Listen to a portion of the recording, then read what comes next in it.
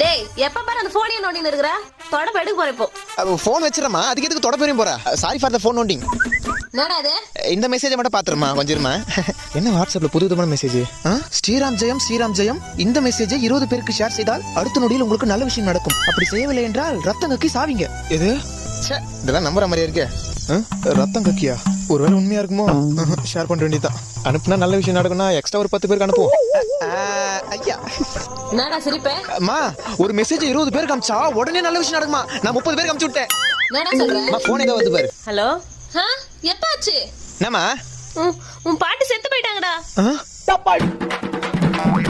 மா இதுக்கு என்ன சம்மந்தம் இல்லம்மா சும்மா இதுக்கு என்ன சம்மந்தம் இல்ல டேய்